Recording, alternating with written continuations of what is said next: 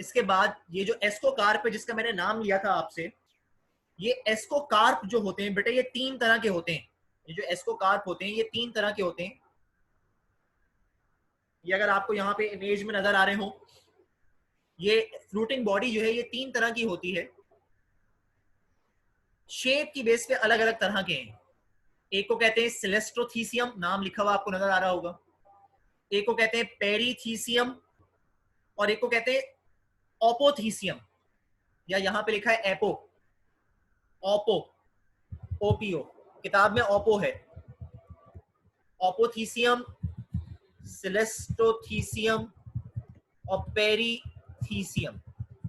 अगर आप इनका स्ट्रक्चर देखें तो जो ओपोथीसियम है यानी कि जो एस्कोकार्प है, इसमें जो फ्रूटिंग बॉडी है वो कैसी है, ऊपर से ओपन है, वाइड ओपन है।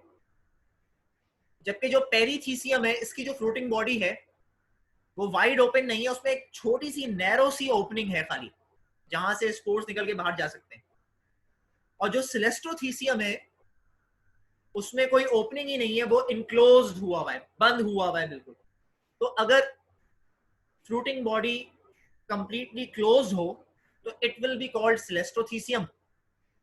If fruiting body contain a small opening then it will be called perithecium, and if it contain a wide opening then it will be called opothecium. तो ये फ्रूटिंग बॉडी की base पे, fruiting body की base पे 3 तरह के हो गए बेटे। इसके अलावा मैंने आपसे कहा था कि इसकी एग्जाम्पल जो है वो यीस्ट भी है, एस्कोमाइकोटा की एग्जाम्पल यीस्ट भी है। और हमें मालूम है कि यीस्ट एक यूनिसेलुलर ऑर्गेनिज्म है। यीस्ट में जो रिप्रोडक्शन होती है वो एसेक्सुअल रिप्रोडक्शन होती है, वो या तो सेल फ्यूजन के जरिए होती है। यीस्ट में जो रिप्रोडक्शन होती है वो एसेक्सुअल रिप्रोडक्शन होती है, या तो वो सेल फ्यूजन के जरिए होती है। सेल फ्यूजन में क्या होगा कि एक सेल ही डिवाइड हो जाएगा into 2 cells and each cell will act as a independent organism. या फिर इनमें बडिंग होती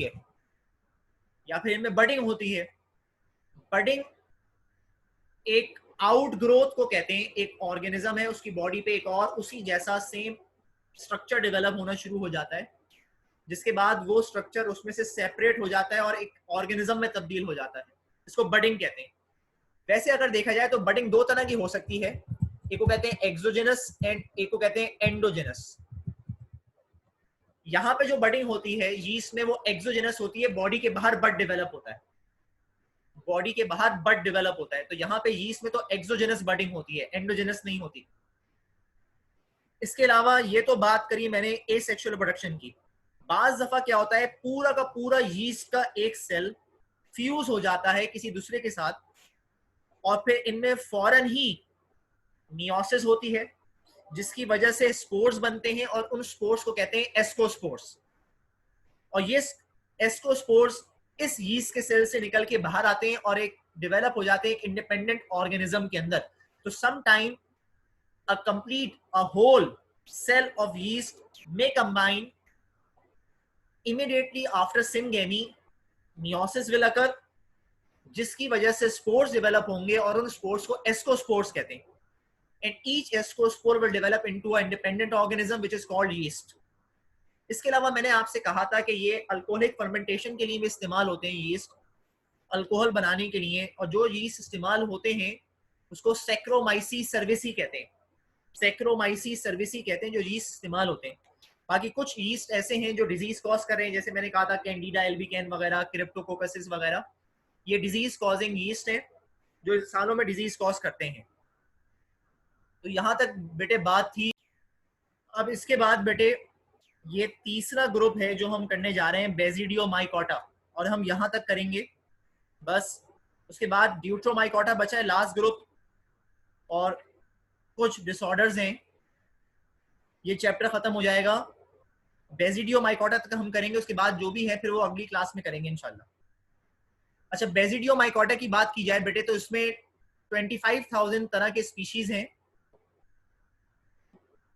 हमारी बुक में लिखा हुआ है 16,000 स्पीशीज हैं, जबकि दूसरी किताबों में 25,000 तक लिखा हुआ है। ये सेकंड लार्जेस्ट ग्रुप है फंजाई का, और इसमें जो एग्जांपल्स हैं उसमें से बहुत सारे फंजाई ऐसे जो एडिबल हैं और बहुत सारे ऐसे हैं जो नॉन एडिबल हैं। एडिबल में मशरूम है, अब आपको मालूम है कि सारे मशरूम तो एडिबल नहीं होते। इसके अलावा toad stool, puff ball, jelly fungi, shell fungi, ये एग्जाम्पल हैं। और एक प्लांट्स में डिजीज कॉज करने वाला फंजाई भी इसी के अंदर आता है, उसको कहते हैं रस्ट एंड स्मट। इसके अलावा ये जो फंजाई हैं ये भी सेप्टेट हैं, यानी कि इनमें भी पार्टीशन आपको नजर आते हैं, और इनमें भी रिप्रोडक्शन बेटे दोनों तरह से होती है, सेक्सुअल रिप्रोडक्शन भी है और एसेक्सुअल रिप्रोडक्शन भी है। अब यहां आ जाओ इमेज पे, मैंने कहा कि दोनों तरह से रिप्रोडक्शन होगी, एसेक्सुअल भी होगी और सेक्सुअल रिप्रोडक्शन भी होगी। एसेक्सुअल रिप्रोडक्शन तो बेटे बिल्कुल वैसे ही होती है जैसे एस्कोमाइकोटा में होती है। अगर आपको याद हो एस्कोमाइकोटा, अभी थोड़ी देर पहले बताया था मैंने आपको कि एस्कोमाइकोटा में जो स्ट्रक्चर्स डेवलप होते हैं वो माइसीलिया में उस पर कॉनिडिया डेवलप होते हैं, स्पोर्स बनते हैं।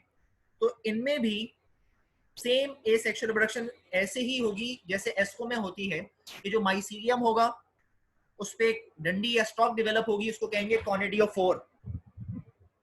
कॉनिडियोफोर के अंदर स्पोर्स डेवलप होंगे, और जब भी कभी स्पोर्स निकलेंगे बाहर तो डेवलप कर लेंगे एक इंडिपेंडेंट ऑर्गेनिज्म में। तो asexual reproduction is same both in asco and in basidiomycota.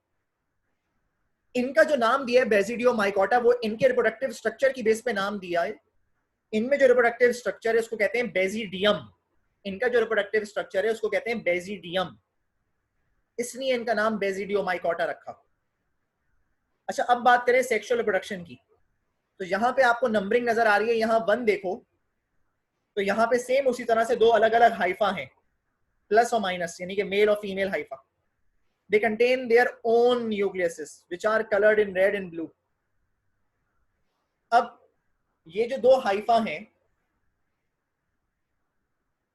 इनका माइसीलियम आपस में कहीं ना कहीं से आके फ्यूज होता है, मतलब दो हाइफा आपस में फ्यूज हो जाते हैं। जब ये आपस में फ्यूज हो जाते हैं तो इनका साइटोप्लाज्म भी आपस में मिल जाता है, इसको कहते हैं प्लाज्मोगेमी। अब नंबर 2, जब कभी प्लाज्मोगेमी हुई और ये जो दो हाइफा आपस में मिले आके, तो एक नया हाइफा बना, थर्ड हाइफा बना। जो थर्ड हाइफा बना इसमें अगर आप देखें तो दो न्यूक्लियसेस हैं हर एक पार्टीशन के अंदर, इसमें दो न्यूक्लियसेस हैं हर एक पार्टीशन के अंदर। तो इसका मतलब है कि ये जो एक थर्ड हाइफा बन रहा है दो हाइफा के कंबाइन होने से, पॉजिटिव और नेगेटिव, ये कैसा है, ये डाई कैरियोटिक है, क्योंकि इसमें दो हैं nucleuses which are coming from male and female Haifa.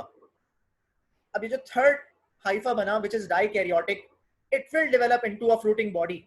ये डेवलप होगा एक फ्रूटिंग बॉडी में। इस फ्रूटिंग बॉडी को हम क्या कहते हैं, बेसिडियोकार्प। जैसे एस्कोमाइकोटा में क्या कहते थे, एस्कोकार्प, यहाँ पे क्या कहते हैं, बेसिडियोकार्प। या आप देख रहे हैं ना मशरूम जो होते हैं उनकी इस तरह की कैप होती है, तो मशरूम्स की एग्जांपल्स हैं। ये जो बेसिडियोकार्प है दे कंटेन बेसिडियम, जैसे वहां पे एस्कोकार्प कंटेन एस्कस, यहाँ बेसिडियोकार्प कंटेन बेसिडियम।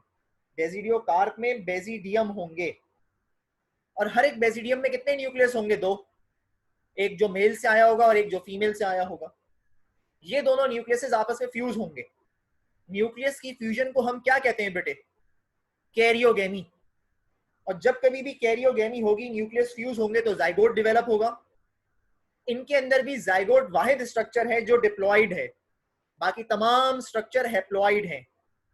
इस जाइगोट में मियोसिस हुई, मियोसिस के रिजल्ट में स्पोर्स डेवलप हुए, और कितने स्पोर्स डेवलप हुए, 4। और ये चारों स्पोर्स कैसे हो गए, हैप्लॉइड। अब यहां पे डिफरेंस है, एस्कोमाइकोटा में मियोसिस होने के बाद माइटोसिस हो रही थी, बेसिडियोमाइकोटा में मियोसिस होने के बाद माइटोसिस नहीं हो रही। तो यहाँ पे स्पोर्स डेवलप हुए और 4 स्पोर्स बने। जब भी कभी ये बेसिडियम रप्चर होगा तो इसके फटने के साथ सारे स्पोर्स बाहर निकल आएंगे and they will germinate into a independent organism, और ये जो है ये इंडिपेंडेंट ऑर्गेनिज्म में डेवलप हो जाएंगे। इसके अलावा एक और चीज, यहां पर बेटे एक लफ्ज है स्ट्रिगमेटा, एक लफ्ज है, यहाँ पे इमेज में नहीं लिखा हुआ, हमारी बुक में है स्ट्रिगमेटा। ये जो स्ट्रिगमेटा है ये क्या चीज है?